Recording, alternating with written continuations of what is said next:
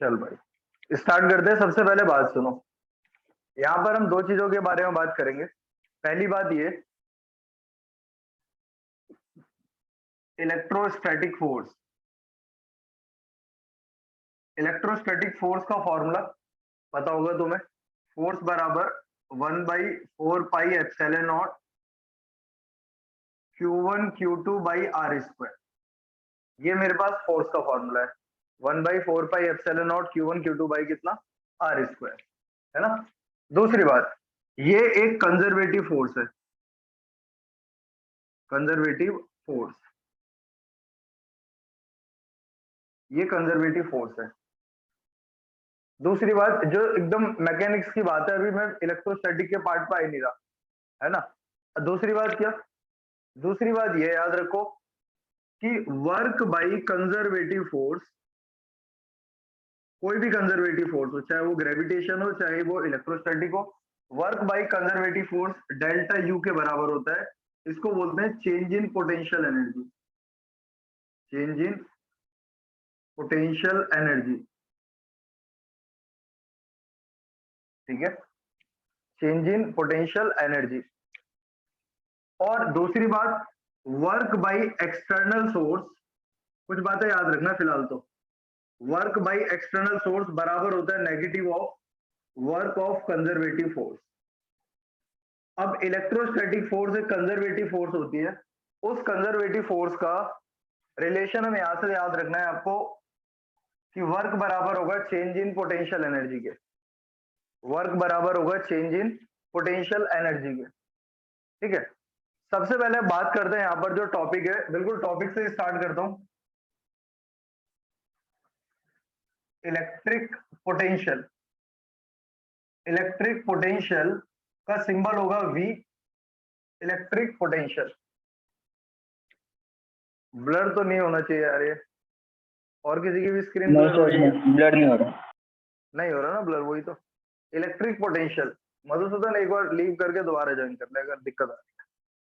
Electric potential, अब जो electric potential होता है ये उसी तरीके से मानो जैसे आप इलेक्ट्रिक फील्ड पढ़ते थे। जैसे हम क्या पढ़ते थे, इलेक्ट्रिक फील्ड। अगर हम इलेक्ट्रिक फील्ड की बात करें तो इलेक्ट्रिक फील्ड में फॉर्मूला होता था फोर्स पर यूनिट चार्ज।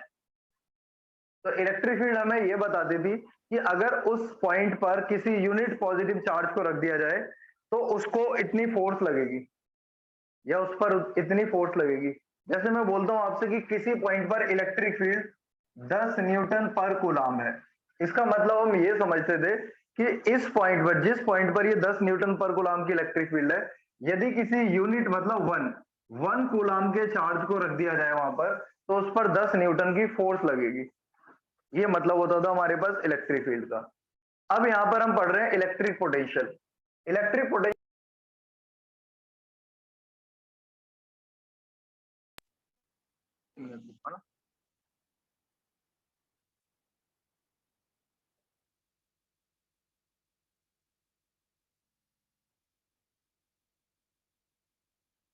एक मिनट,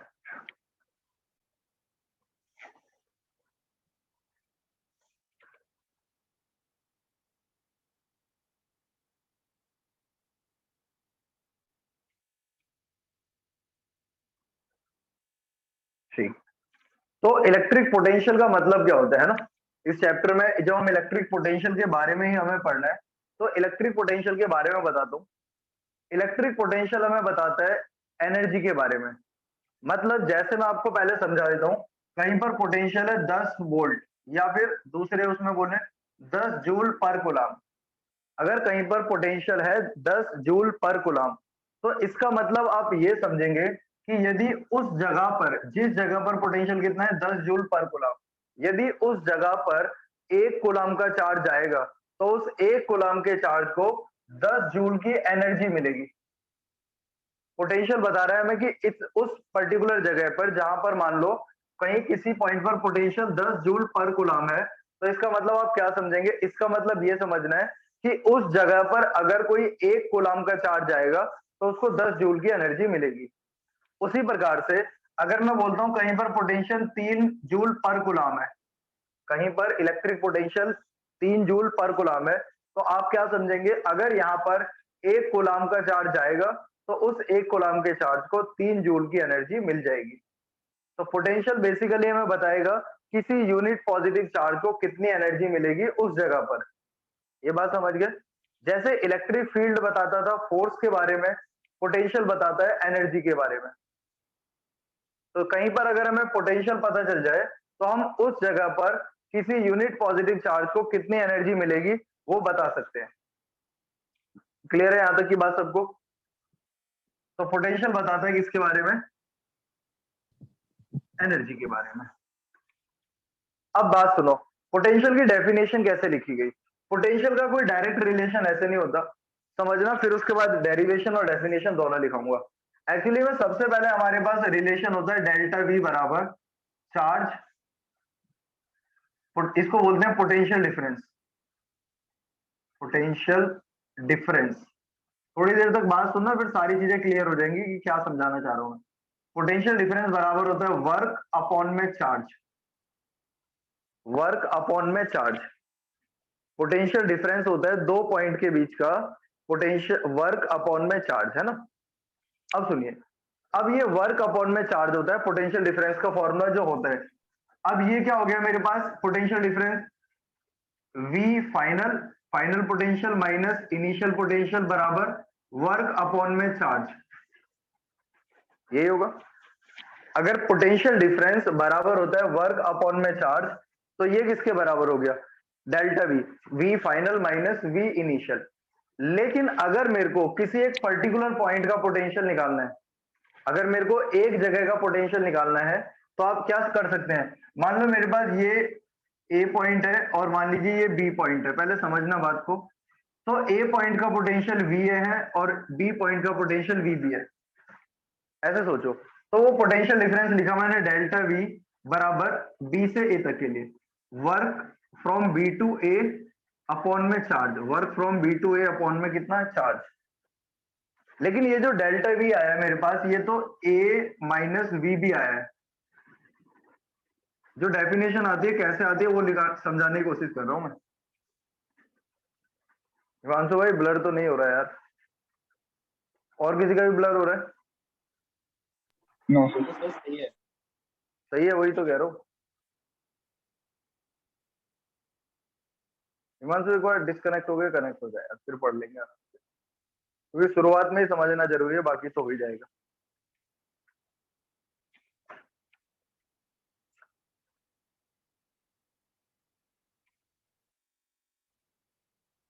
अब सुनो, अब ये तो मेरे पास पोटेंशियल डिफरेंस आ गया जो कि वर्क अपॉन चार्ज होता है, याद रखना एक बात। लेकिन अगर मेरे को केवल ए वाले का पोटेंशियल निकालना है, मेरे को ए वाले का पॉइंट का पोटेंशियल निकालना है, तो मेरे को क्या करना चाहिए, बी को जीरो कर देना चाहिए। अगर मैं इस बी को जीरो कर दूं तो मेरे को ए का पोटेंशियल मिल जाएगा, है ना। अब ए का पोटेंशियल जीरो कैप होगा, तो ये बात याद रखनी है, अगर कहीं पॉइंट पर पोटेंशियल जीरो है तो हम क्या लेंगे, रेफरेंस पॉइंट इंफिनिटी। अगर ये बी पॉइंट इंफिनिटी पे होगा तब उसका जो पोटेंशियल है वो जीरो हो जाएगा। अगर ये बी पॉइंट इंफिनिटी पे होगा तो उसका पोटेंशियल कितना हो जाएगा, जीरो। और जब ये पोटेंशियल जीरो हो जाएगा तो मेरे पास केवल किसका निकल जाएगा, ए वाले का। ये बात समझ रहे हो आप लोग क्या बोल रहा हूँ? तो हमारे पास जो फॉर्मूला होता है एक्चुअली में वो किसका होता है, पोटेंशियल डिफरेंस का। और पोटेंशियल डिफरेंस का फॉर्मूला होता है वर्क अपॉन में चार्ज। पोटेंशियल डिफरेंस का मतलब V final minus V initial. मान लो मेरे को दो जगह का पोटेंशियल पता था, ए का और बी का, उनका पोटेंशियल डिफरेंस लिखा गया work from B to A upon में चार्ज। डेल्टा वी की जगह लिखूंगा वी फाइनल मतलब ए वाला, इनिशियल वाले को बी वाला लिख दिया ना। अब अगर मेरे को एज एक पर्टिकुलर पॉइंट का ही पोटेंशियल निकालना है तो दूसरे वाले पॉइंट का पोटेंशियल कितना लेना पड़ेगा, जीरो। अब उसको जीरो कैसा ले सकते हैं, उस पॉइंट को हम कहां पर इमेजिन कर लेंगे, इंफिनिटी पर। ये बात समझ गए? फिलहाल इसको ना केवल आपको समझने के लिए इसका स्क्रीनशॉट लेना है। अब चालू करता हूं मैं, डेफिनेशन कैसे आती है इसका एक बार स्क्रीनशॉट ले लो।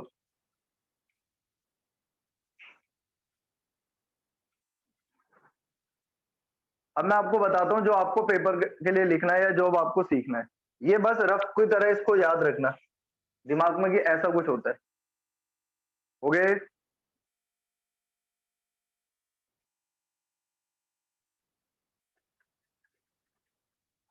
बस अब सुनो मेरी बात। अभी तक अगर कोई समस्या है ना, तो यहां से अब क्लियर हो जाएगी हर चीज। तो देखिए जरा,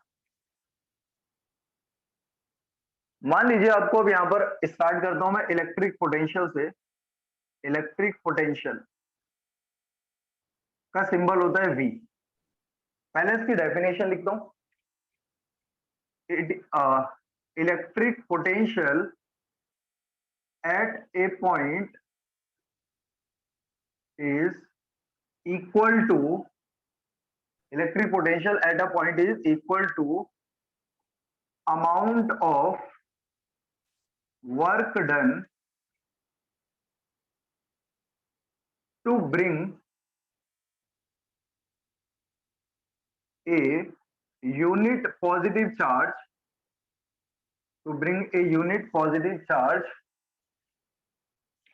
electric potential at a point is equal to amount of work done to bring a unit positive charge कहां से?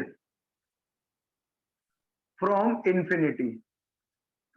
infinity to that point, जिस पॉइंट पर आप निकालना चाहते हैं। एक लाइन और डालनी पड़ेगी, विदाउट एक्सेलरेशन।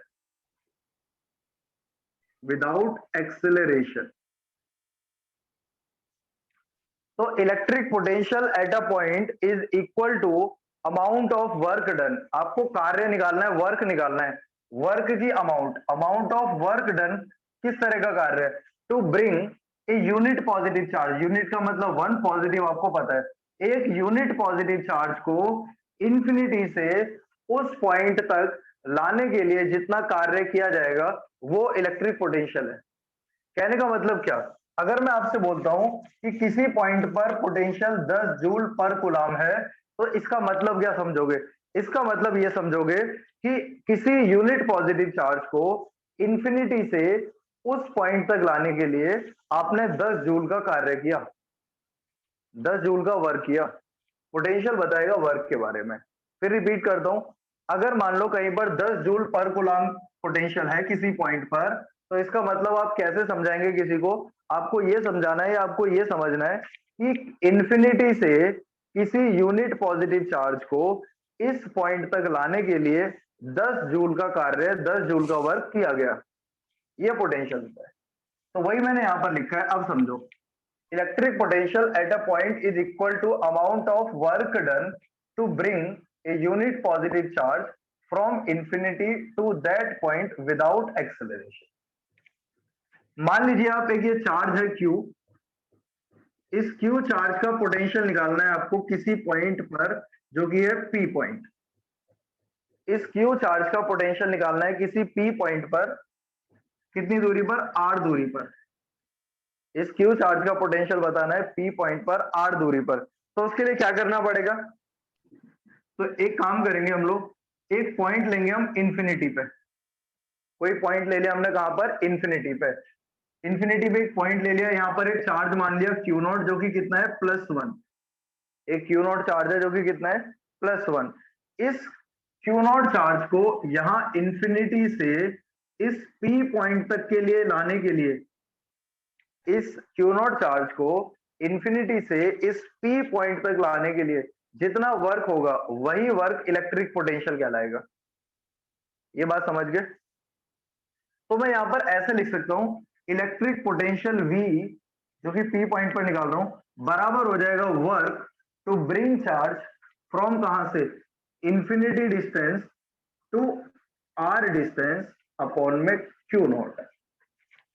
V पोटेंशियल बराबर हो जाएगा work to bring charge from कहां से? Infinity to R distance upon में Q0। वर्क अपॉन में चार्ज, मतलब जो रेफरेंस पॉइंट है, जो इनिशियल पॉइंट है, वह आपने कहां पर ले लिया?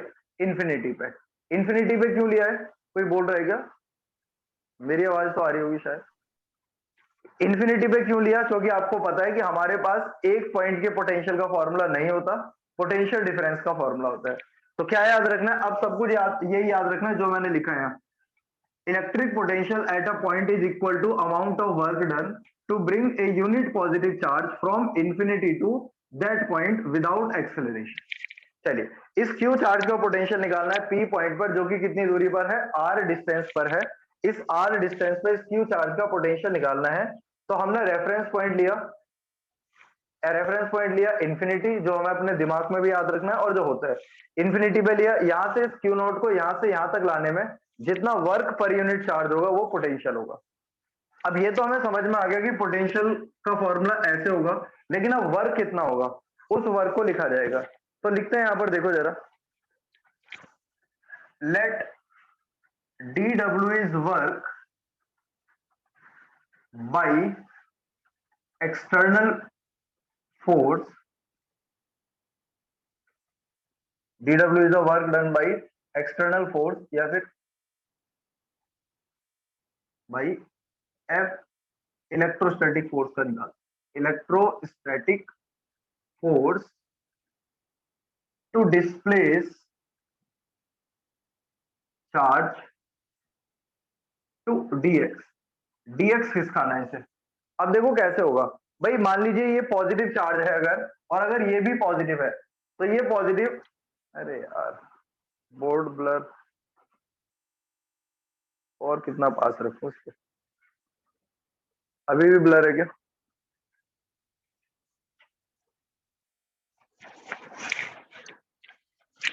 क्लियर है, पता नहीं माइनर तुम्हारा कैसे हो रहा है बेटा।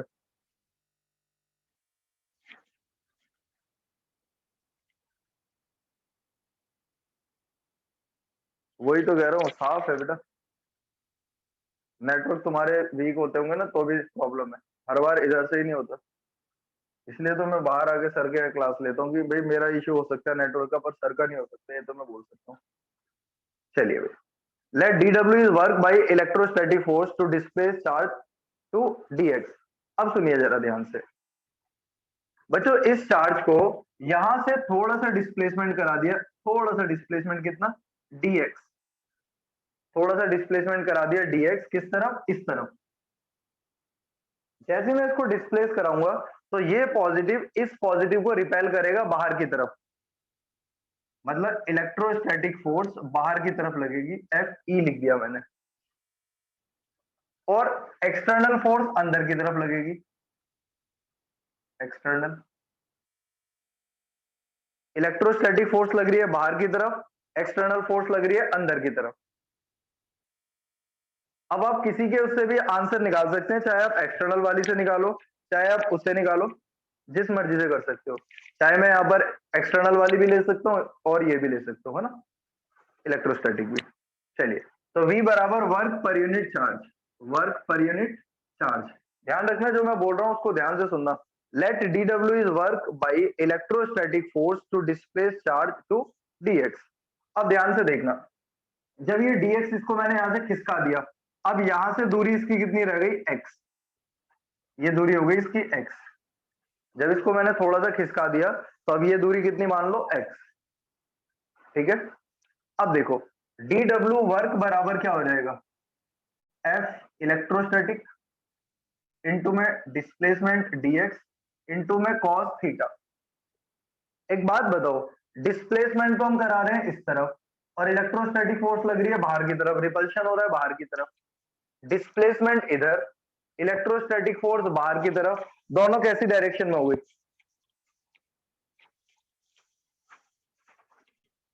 दोनों कैसी डायरेक्शन में हो गई,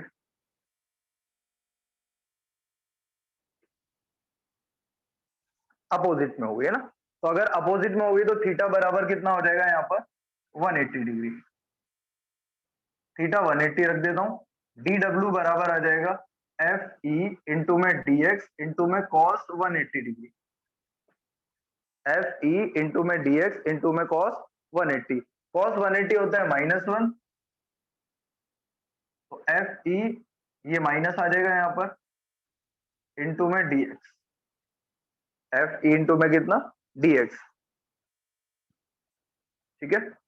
अब सुनिए, अब इलेक्ट्रोस्टैटिक फोर्स का फॉर्मूला क्या लिख सकते हो, एफ ई बराबर 1/4 पाई एप्सिलॉन नॉट इंटू में क्यू इंटू में क्यू नॉट अपॉन में दूरी रह गई है एक्स का स्क्वायर। भाई अगर इसको मैं यहां से यहां तक खींच के ले आया, ये इलेक्ट्रोस्टैटिक फोर्स के द्वारा मान लो, अब यहां से यहां तक की दूरी रह गई है इसकी एक्स, पहले यहां पर था इनिशियली इस पॉइंट पर, अब यहां से यहां तक लाना है मेरे को पी पॉइंट तक, है ना। तो अब बताओ डी डब्ल्यू बराबर कितना हो गया, minus as it is electrostatic force की जगह 1/4 पाई एप्सिलॉन नॉट इंटू में कितना क्यू क्यू नॉट अपॉन में एक्स स्क्वायर और साथ में dx, ठीक है। ये इलेक्ट्रोस्टैटिक फोर्स का फॉर्मूला रख दिया मैंने। अब क्या करेंगे, integration both sides,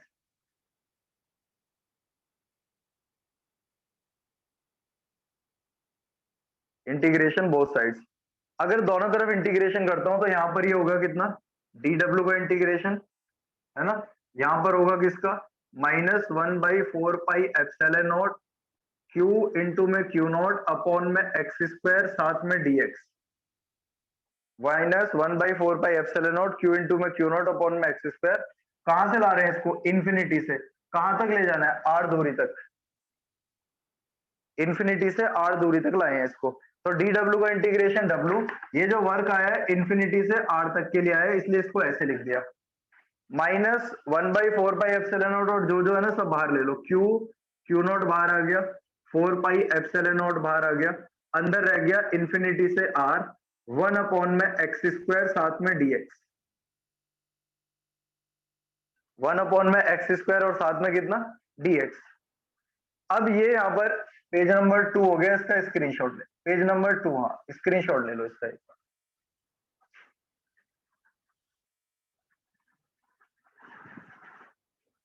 page number 2 का स्क्रीनशॉट ले लो। इसमें दो बातें समझाऊंगा, ध्यान देना प्लीज, है ना।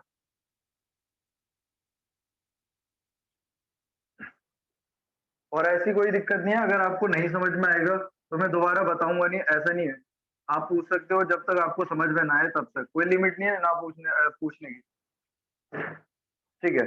अब देखो जरा, यहां से वर्क फ्रॉम कहां से कहां निकाला है हमने, इन्फिनिटी से r बराबर -क्यू क्यू नॉट अपॉन में 4 पाई epsilon not, -Q Q not upon में कितना 4 पाई एप्सिलॉन नॉट, अंदर रह गया इन्फिनिटी से r, 1 अपॉन में एक्स स्क्वायर साथ में dx, 1 अपॉन में एक्स स्क्वायर साथ में कितना dx। तो अब 1 अपॉन एक्स स्क्वायर का इंटीग्रेशन होता है -1 अपॉन में x, तो ये हो गया 4 पाई एप्सिलॉन नॉट, है ना। 1 अपॉन एक्स स्क्वायर का इंटीग्रेशन कितना होता है बच्चों, -1 अपॉन एक्स, इन्फिनिटी से लेकर r तक, ठीक है जी। कोई गड़बड़ हो तो बता देना। ये माइनस माइनस प्लस हो जाएगा, आएगा कितना q इंटू में क्यू नॉट अपॉन में 4 पाई एप्सिलॉन नॉट, इस x की जगह रखोगे upper limit minus lower limit, 1 upon r minus 1 upon infinity. 1 upon infinity की वैल्यू सबको पता होगी कि 0 होती है, तो कितना आ गया मेरे पास क्यू नॉट अपॉन में 4 पाई epsilon not r, Q not upon में 4 पाई एप्सिलॉन नॉट r। ये वर्क का फॉर्मूला आ गया फ्रॉम इंफिनिटी टू r के लिए, जिसको आप इक्वेशन नंबर सेकंड भी बोल सकते हैं। अब from first and second v का फॉर्मूला क्या आया था, work from infinity to r upon में क्यू नॉट, जिस चार्ज को लेकर आ रहे थे वो। वर्क का फॉर्मूला ऊपर से रख देता हूं सेकंड वाले में से, भाई प्रैक्टिस कर लेना डेरिवेशन का, फिर बता रहा हूं। क्यू नॉट अपॉन में 4 पाई एप्सिलॉन नॉट r इंटू में क्यू नॉट से क्यू नॉट कैंसिल हो गया, तो v का फॉर्मूला आ गया मेरे पास q अपॉन में 4 पाई एप्सिलॉन नॉट r। यहां पर जो चार्ज रखना है विद साइन रखना है, साइन के साथ, विद साइन तो पोटेंशियल का फॉर्मूला आ गया q/4 pi epsilon not r, v बराबर q/4 pi epsilon not r। ये आपका फाइनल रिलेशन, फाइनल फॉर्मूला है v का, v is equal to q/4 pi epsilon not r। अब सुनो,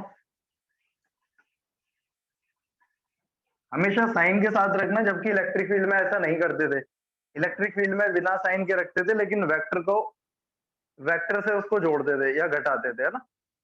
तो V का फॉर्मूला कितना आ गया, Q by 4 pi epsilon not R। अगली बात, कोई बच्चा यूनिट बता सकता है इसकी, यूनिट ऑफ पोटेंशियल या इलेक्ट्रिक पोटेंशियल? बार बार इलेक्ट्रिक ना बोल के मैं पोटेंशियल बोलता तो समझ जाना। V क्या होता है, वर्क अपॉन में चार्ज, वर्क अपॉन में चार्ज, ये होता है। तो वर्क की यूनिट होती है जूल और चार्ज की होती है कूलाम, तो इसकी यूनिट क्या होगी, जूल पर कूलाम। जूल पर कूलाम का दूसरा नाम होता है वोल्ट, करके भी बोल सकते हो आप इसको, वोल्ट। जूल पर कूलाम की जगह वोल्ट भी कर सकते हैं आप लोग, सही है।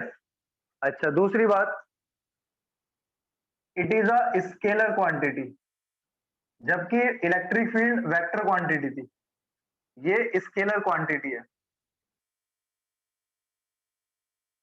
एक स्केलर क्वांटिटी है। तीसरी बात, electric potential at a point due to multiple, multiple मतलब हो गया ज्यादा, है ना, मल्टीपल चार्जेस, मल्टीपल का सेंस यहां से ज्यादा के लिए लेना, मतलब एक से ज्यादा अगर होंगे, multiple charges is equal to algebraic sum of potential due to each charge। मतलब जितने भी चार्ज होंगे, हर चार्ज का पोटेंशियल निकालना है और डायरेक्ट जोड़ देना है। जबकि अगर हम बात करते थे इलेक्ट्रिक फील्ड या फिर फोर्स की, तो आपको वहां पर वेक्टर का सम करना पड़ता था, मतलब एंगल वगैरह भी देखने पड़ते थे, डायरेक्शन वगैरह भी देखनी पड़ती थी। तो ये इतनी छोटी सी कहानी है पोटेंशियल के बारे में, टॉपिक लेकिन पूरे एंड तक चलेगा भाई, फिर बता रहा हूँ। आज जो स्टार्ट हुआ है ये पूरे एंड तक पोटेंशियल पोटेंशियल बोलता रहूंगा मैं। तो पोटेंशियल के बारे में दो बातें खास याद रखो। पहली बात कि पोटेंशियल जो बताता है, वो बताता है कि उस पर्टिकुलर पॉइंट पर अगर यूनिट पॉजिटिव चार्ज को रखा जाएगा तो उसको इतने जूल की एनर्जी मिलेगी। एक बात, पॉइंट चार्ज के लिए जो पोटेंशियल का फॉर्मूला होता है Q by 4 pi epsilon not R होता है, और इसमें जो Q है उस Q को हमेशा साइन के साथ रखना है, डायरेक्शन को नहीं देखना, किसी भी प्रकार की कोई डायरेक्शन की कोई बात नहीं होगी यहाँ पर। डेरिवेशन याद रखोगे, डेरिवेशन अगर आपको पहली बार कर रहे हो, ऐसा नहीं है, आप लोगों ने सेम ऐसा ही डेरिवेशन ग्रेविटेशनल पोटेंशियल में देखा है। Gravitational potential chapter 8 class 11, gravitational potential में भी सेम डेरिवेशन था। वहां पर चार्ज की जगह मास आ जाता था, 1/4 पाई एप्सिलॉन नॉट की जगह कैपिटल जी ग्रेविटेशनल कांस्टेंट आता था, बाकी डेरिवेशन सेम थी। इसका स्क्रीनशॉट ले लो।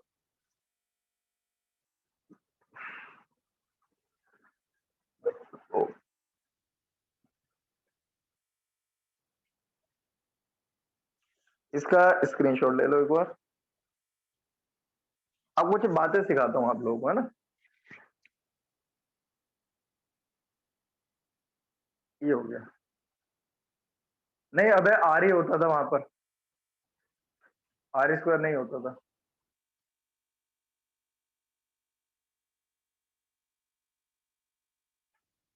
चलो, अब एक छोटा सा क्वेश्चन आप भी बताओगे, मैं समझाऊंगा पहले, फिर आप बताना कि इनमें से कौन सा होना चाहिए, ठीक है।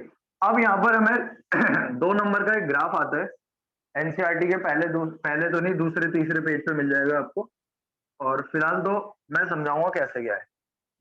ग्राफ जो बनाना है आपको, पूरा यहीं पे ले लेते हैं graph, E comma V versus R, electric field और पोटेंशियल का ग्राफ बनाना है R के साथ। अब देखें जरा कैसे ग्राफ आता है, हिमांशु देख लियो भाई। ये R है, ये E एंड V दोनों है, यहाँ पर इलेक्ट्रिक फील्ड एंड पोटेंशियल का रेशियो नहीं है, दोनों है। अब मेरे को एक बात बताओ, अगर 4 पॉइंट चार्ज की बात करते हैं, 4 point charge, electric field is inversely proportional to R square and potential is inversely proportional to R होता है। Inversely E inversely proportional to R square और V inversely proportional to R होता है। अगर मैं डिस्टेंस बढ़ाता हूं तो ज्यादा तेजी से कौन डिक्रीज होगा, भाई ये तो पक्का है, अगर यहाँ डिस्टेंस बढ़ाऊंगा तो इलेक्ट्रिक फील्ड कम होगी, डिस्टेंस बढ़ाऊंगा तो इलेक्ट्रिक पोटेंशियल भी कम होगा। ज्यादा कम कौन होगा, क्या इलेक्ट्रिक फील्ड या पोटेंशियल? अगर मैं डिस्टेंस इंक्रीज करता हूं तो ज्यादा तेजी से डिक्रीज कौन होगा? क्वेश्चन ये है। क्वेश्चन सबको समझ में आ गया? जल्दी बोलो भाई, बाकी भी।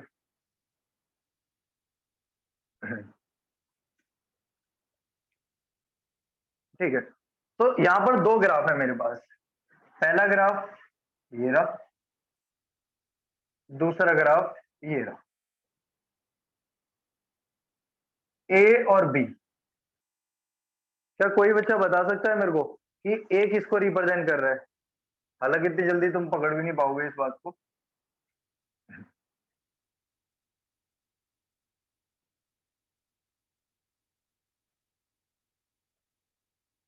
चलो ऐसे बना लेते हैं, ए और बी में से ए किसको रिप्रेजेंट कर रहा है, देख के बता दो।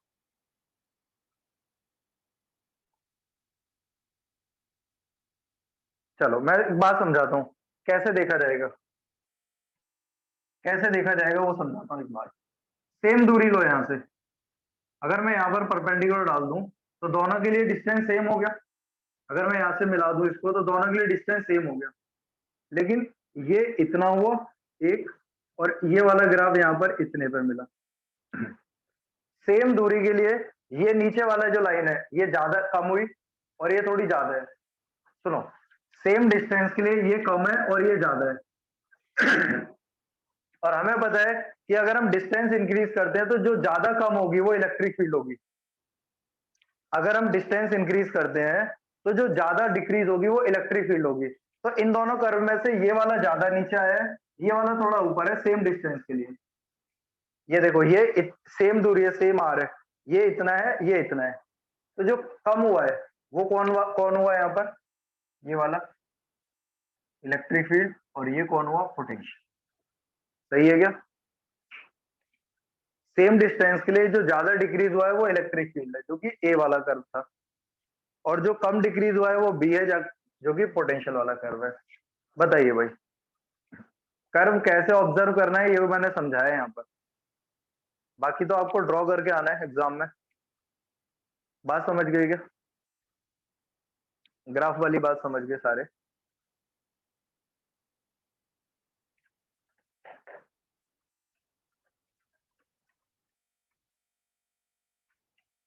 चलो फिर ठीक है, गुड।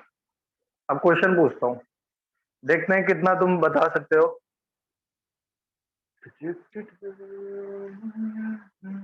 अरे फोटो तो खींच लिया था कि नहीं? Yes, लिया किसी ने स्क्रीनशॉट? ले लिया ना, ठीक है। भेज दिया करो यार ग्रुप में यार, एक पीडीएफ बना के, या मेरे को भेज दिया करो। एक छोटी सा क्वेश्चन है मेरा, और वो क्वेश्चन सबसे ही है।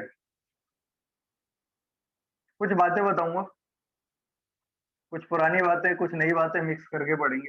ये एक स्क्वायर है, इस स्क्वायर पे एक ये पॉजिटिव चार्ज है, ये भी पॉजिटिव चार्ज है, ये भी पॉजिटिव चार्ज है, ये भी पॉजिटिव चार्ज है, एंड ईच साइड ए है। ये एक पॉइंट है जो पी है, एक सेंटर पे है, एग्जैक्टली बिल्कुल सेंटर पे है। सबसे पहली बात तो ये कि आपको बताना है यहाँ पर नेट पोटेंशियल, वी नेट बताना है। नेट मतलब चारों की वजह से, नेट मतलब चारों की वजह से। चलिए, पोटेंशियल बताने के लिए आपको पता है कि ये पूरा डायगोनल होता है a√2। तो ये जो आधा बचा ये वाला जिसको डार्क कर रहा हूं, ये कितना हो जाएगा? a/√2 है ना, a/√2। ठीक है, ये भी पॉजिटिव चार्ज है, ये भी पॉजिटिव चार्ज है, ये भी पॉजिटिव चार्ज है, और ये भी पॉजिटिव चार्ज है। चारों पॉजिटिव चार्ज है, चारों की दूरी भी एक जैसी है। तो हम लोगों को नेट पोटेंशियल निकालने के लिए हिमांशु भाई डायरेक्ट कर सकते हैं, 4 से मल्टीप्लाई कर दो और 1 का पोटेंशियल निकाल दो, क्योंकि सारे ही पॉजिटिव है, जुड़ने हैं, डायरेक्शन का कोई चक्कर नहीं है। तो कितना 1/4πε0 इंटू में क्यू अपॉन में दूरी कितनी है यहाँ से यहाँ तक की a/√2। तो बच्चों √2 तो चला जाएगा ऊपर, तो हो जाएगा 4√2 इंटू में क्यू बाई 4πε0 e।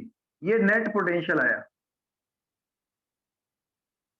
कोई भी बच्चा सोच के मेरे को बता सकता है कि इलेक्ट्रिक फील्ड कितनी होगी यहाँ पर?